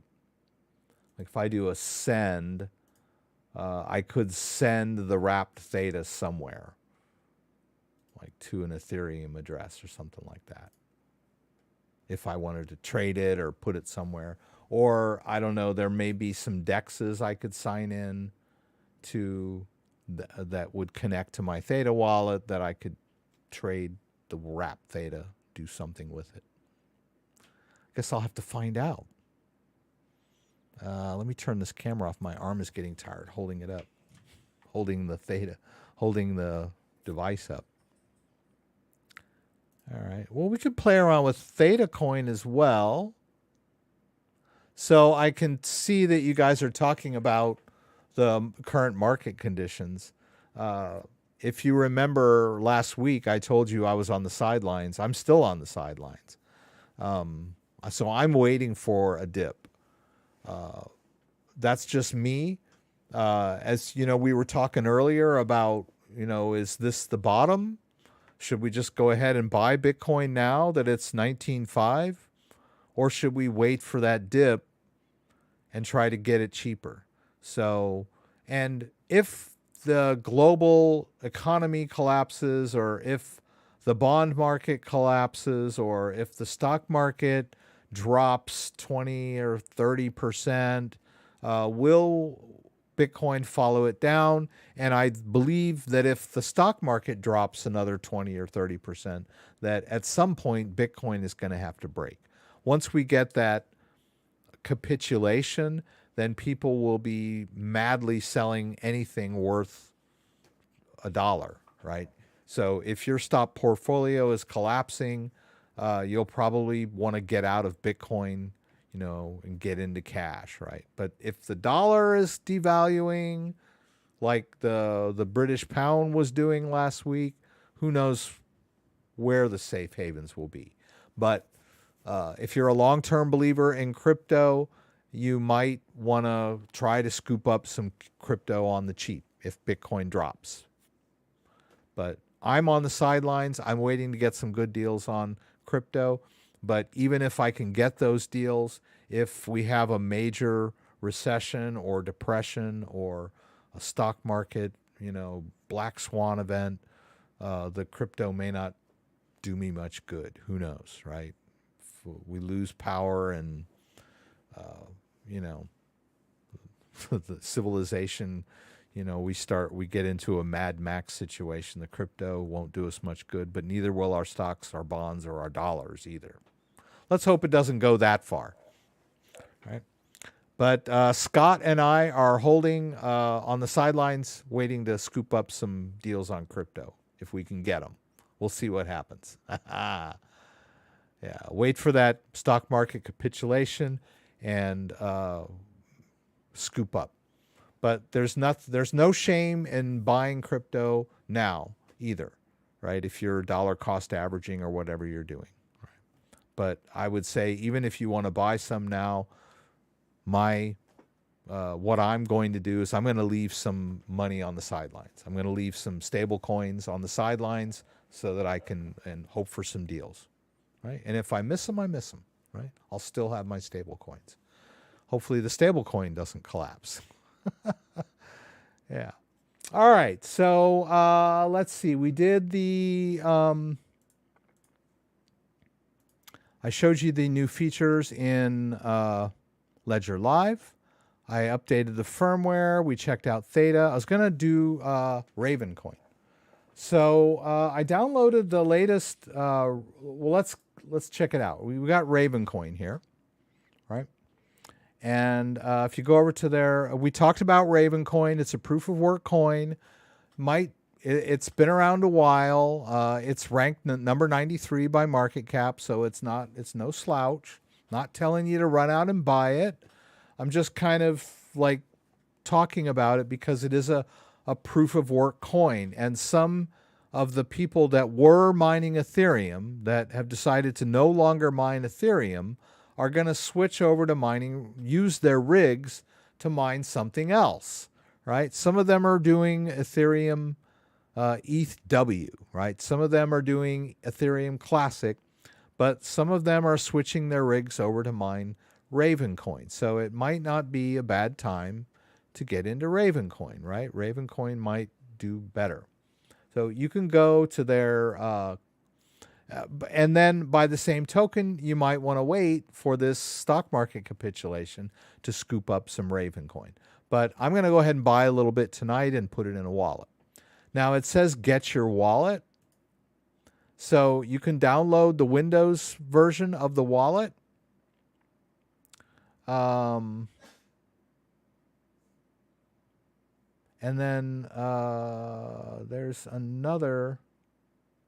I downloaded a different wallet. Oh, where did I find that? Let's click this. Or I guess I found it somewhere else.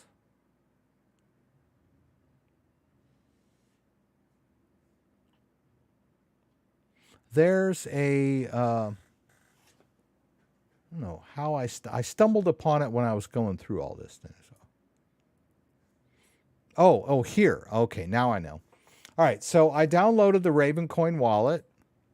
Right, it's a standalone wallet, and it's a full node wallet. I had to download the entire Ravencoin blockchain to my computer. It didn't take that long. It took a couple hours, right?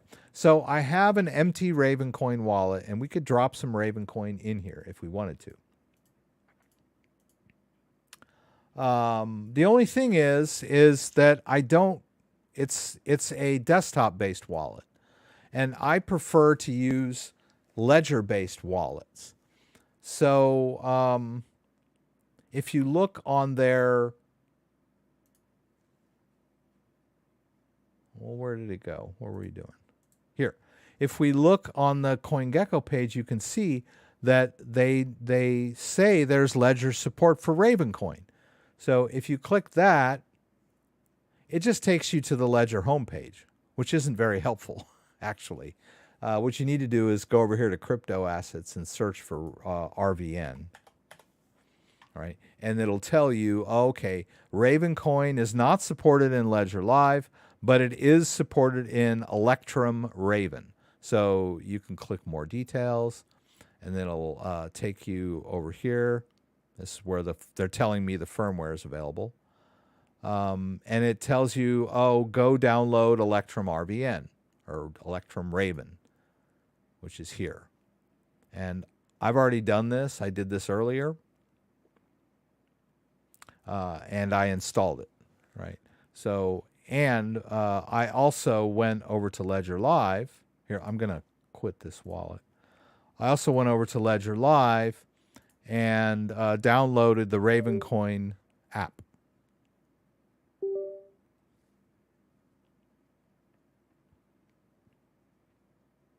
I'll just show you what it looks like. Under apps installed. Where'd it go? It was black. Oh, I haven't done it yet. I was going to save it for you guys. All right, so we'll go over here to app catalog and we'll just search for it, RVN. All right, there's Ravencoin. All right. And I am at the home screen of my device, and let's go ahead and install it. Right? We'll install the Ravencoin app on our Ledger device. Now, I know this makes a lot of people mad that, oh, why can't I do this in Ledger Live? Why, if you have an app for it, why don't you have an account for it, right? Why can't I add a Ravencoin account? Bummer, right? You just get used to that. It happens, right? They have an app for it, but they don't have account support for it. So you're going to need to use a third-party wallet, which is why we downloaded and installed the Raven Electrum wallet. So we'll go ahead and run this guy. All right, I'm going to use the auto connect to the Raven servers, right? This is going to give me the current state of the Raven blockchain, right? So I don't have to download an entire Raven blockchain node to my computer, right? This is what's called kind of a light wallet, but I'm going to use, and let's call this, I think I can edit this. We'll call this Ledger. We'll call it Ledger, or we'll just call it Raven Ledger, right? RVN. Whoops. Where is the underscore? Is this it? Yeah, okay. RVN Ledger. All right, we'll just name it so we has some sort of meaning to it. Let's go ahead and enter the Ravencoin app. And we'll hit next. And import Ravencoin addresses or private keys. Actually, let's do a standard wallet, and I think, yeah, use a hardware device is what I want to do. So we'll click that, and it probably will try to connect to our ledger, if all goes well. We'll hit next. No hardware device detected. If your device is not detected on Windows, go to settings, blah, blah, blah, blah, blah, blah. Okay, I don't know that I need to do that. Let's try it again. Nah, it doesn't look like it's going to work. Oh, well. Okay. Maybe I need to be in the Bitcoin app? I don't know. Let's try it. I'm going to just check. Oops. Because this is the Electrum Bitcoin wallet. Nah. Okay. Let's see. Let's disconnect, reconnect. Check to make sure I don't have any other devices connected. Let's just do that. Let's try that. I'll enter my PIN again.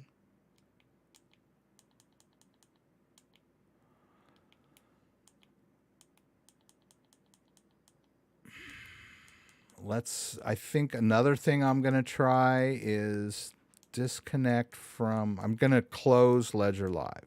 Even though it shouldn't be interfering, I'm going to go ahead and close Ledger Live anyway. Just see if I can get this thing to work. All right, let's get out of Bitcoin. Let's go into, which was the first thing that my first instinct was to, come on. Okay, quit. My first instinct was to use the Ravencoin app, right? It made sense to me. Let's go all the way over to the end. Okay, there. Ravencoin. We'll hit both buttons. And let's see if it'll connect. Use a hardware. It's not gonna cooperate with me. Okay.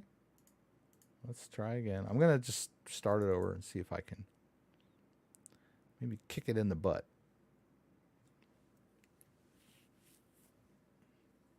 What happened? Did it start? Did it not start?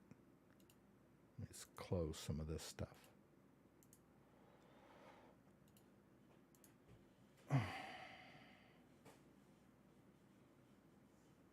Okay. Close this.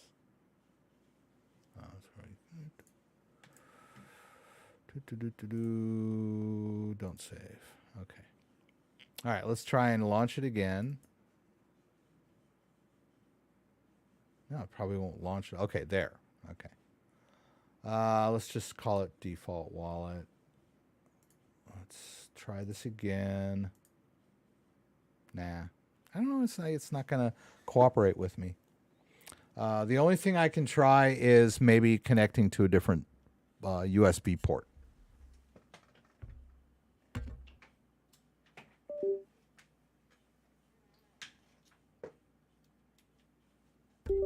I have a secondary cable here. I can try that.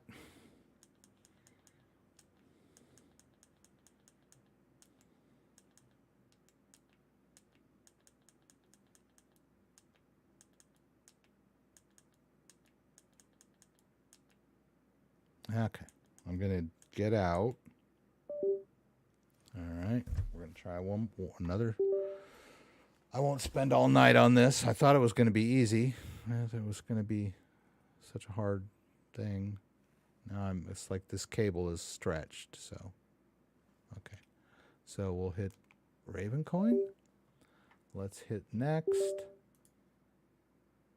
No, it's not. It's just not going to cooperate with me, is it? Okay. I'd probably, at this point, I would do like a reboot on my computer and all this other stuff. I'm not going to go through all of that. Nah, it's not what I want. Yeah, it should be standard wallet, hardware device, and it should connect to my Ledger device, but it's not doing it. It's possible that it does not support the X. Let's try my S and see if that works. Because if it doesn't support Ledger Nano X, it probably doesn't support the S plus. So I'm just going to use my old S and see if that works. I'm going to connect it. Now I'm going to need to, let's just get out of this. We need to add the Ravencoin app to my Ledger Nano S. Okay. What? Why does it say one?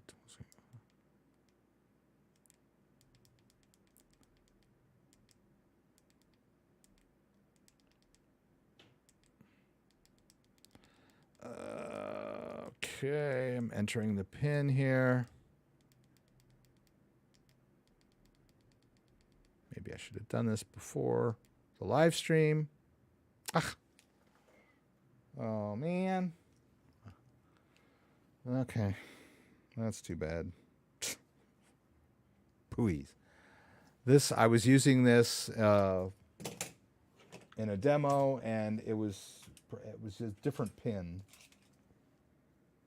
So, but that's okay. I have one.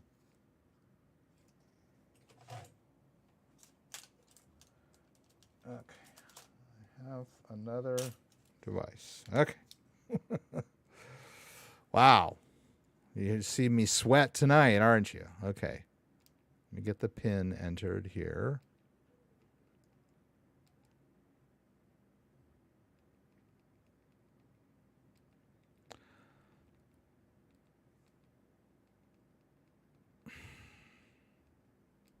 I can barely see.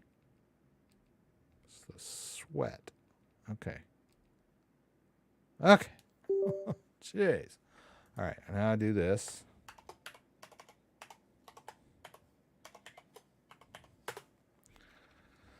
All right. So we got our Ledger Nano S here. We're going to go down here to the My Ledger, and we're going to add the Ravencoin app. Hopefully we got enough room for that. Should say, oh, didn't even ask me to open Ledger. Ah, doggone it. I had the other one connected. Okay.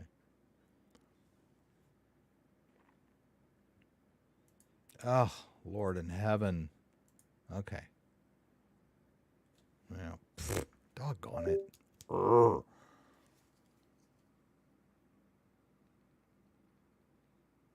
I had the Ledger Nano X connected with a different cable, and so my ledger saw two ledgers, and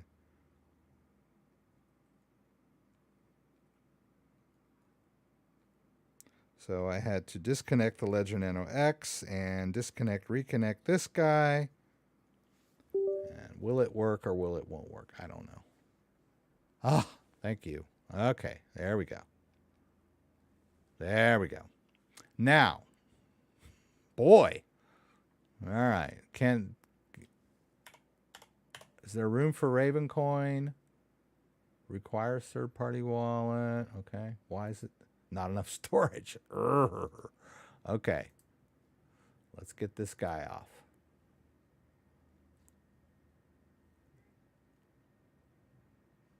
This is the drawback to the Ledger Nano S. There's just not much room on this thing. Okay. Let's get it on there. Bitcoin, yes. I thought Bitcoin was on there. Yeah, it's on there. I don't know what it's doing here. Oh, it's Monero. Okay. Well, luckily for me, there's room for Bitcoin and Ravencoin. So it's probably installing Bitcoin right now. Yeah, see? It's installing Bitcoin because Ravencoin needs that. Okay. Now it should be installing Ravencoin down here somewhere. All right. Oh, it's done. Okay. Okay. Now, I'm quitting Ledger Live. We're going to relaunch this wallet. Let's get into Ravencoin by hitting both buttons. Let's launch this wallet again. All right. We'll just call it default. Ah, still didn't work. Ravencoin. Oh, well. It failed. Can't do it. I don't know what's wrong. It's just not connecting to my device for some bizarre reason. Okay. That was much ado about nothing. But the point is that, well, I'll go ahead and put it in the other Ravencoin wallet. Just for the hell of it. Since it's synced up and ready to go. Non-ledger based Ravencoin wallet that is desktop based. Not quite as secure as putting it on a ledger, but reasonably secure. If it will load. All right, let me go and see what you guys are talking about. You're probably all laughing at me. Let's see.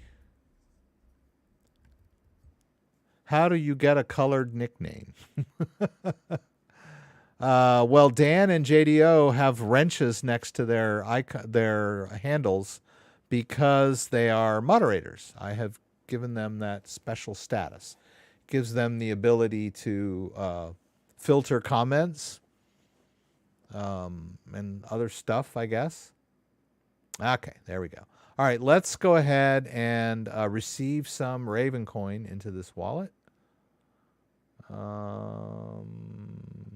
It doesn't matter. Just do it this way. There. Okay, there it is. All right, we're going to copy the address, and we'll go over to Binance US. We'll buy some crypto. We can buy Ravencoin. We'll buy $50 worth of Ravencoin from our JP Morgan. Let's go ahead and take care of that. They didn't charge me any fees for that. That's weird. Okay. I can deal with that. So we should have successfully bought the Ravencoin. It says it's still pending. Okay, there. Now it says successful.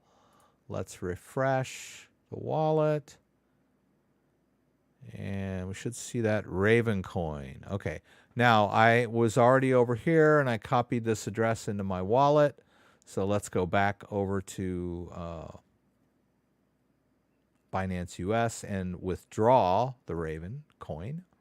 We'll just do it all. If you've never done this before, I would always suggest doing a small test transaction, but I know what I'm doing. Oh, is that it? Recipient address. Is that? I thought it had Raven in the front of it. Oh, URI. Okay. So the URI is slightly different. Oh, I see. It has like Raven with a quote. So it starts with RXSRU, which is that. We're in good shape. Let's go ahead and preview. They're going to charge me 1 Raven, which is 4 cents. It's not bad. They didn't charge me anything to purchase it. Let's go to my Google Authenticator. We'll get the Binance US code. We'll do that. We'll hit done. All right. Now I need to go check that email. It's got to be this one. Okay. There it is. Confirm your withdrawal. All right, and then we should go back to this wallet over here, and we should see an unavailable balance, right? Oh, the wallet already saw it coming in.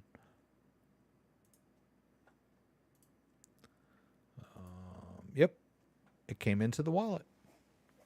So this is a pretty cool wallet. I like it. It's based obviously on the Bitcoin Core wallet and the Litecoin wallet. I've seen the wallets before, and it runs a full node, so it's more verifiable than a Lite wallet, which was what Electrum was. I don't know why Electrum was not connecting to my Ledger device. I'll have to troubleshoot that a little bit more, but I could have used the Electrum wallet as a standalone wallet also.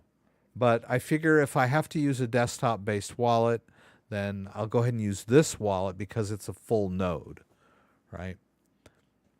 So we were able to buy some Ravencoin and store it in our wallet. Didn't quite get the whole Ledger thing going, but we did it.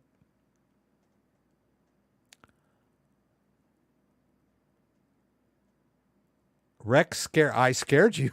Why would I scare you? That does not apply here.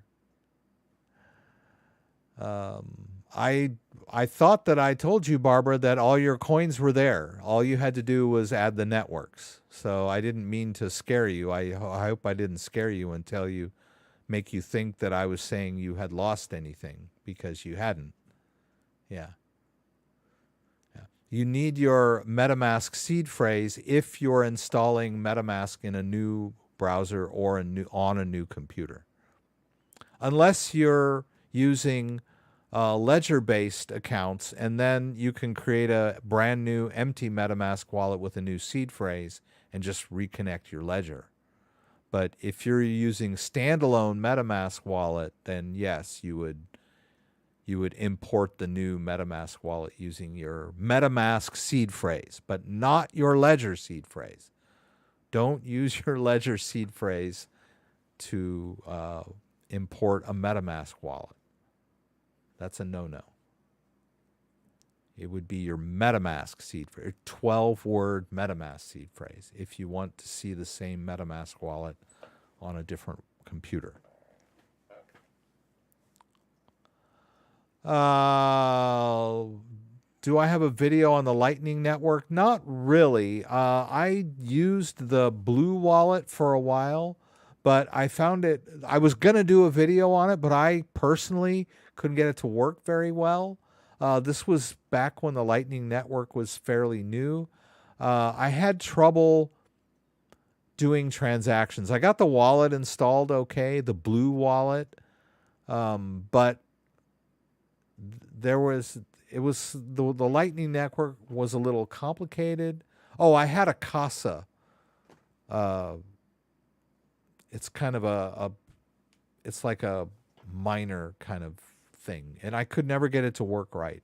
But I did use the Blue wallet on my phone, and it did work. But the Lightning Network may have been may have improved. This was like 2 or 3 years ago. But you can use the Blue wallet. It's a iOS based wallet for Lightning. But I have not done a video on it. Yeah. Yeah, at the time when I tried it, it was overly complicated. The idea of the Lightning Network is that the transactions will be faster and cheaper. They'll be like quick and like micro.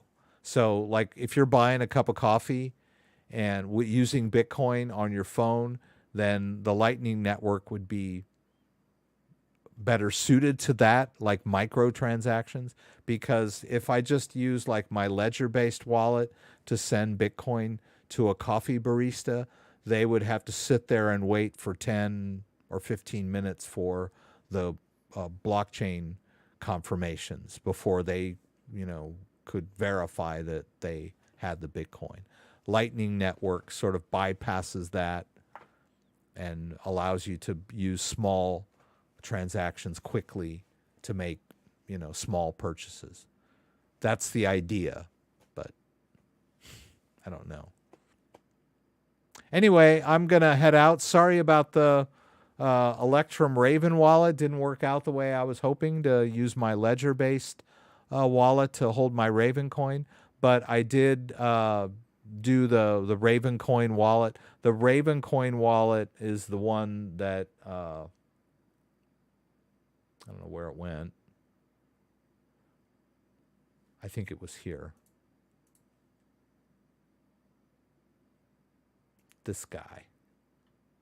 Whoops.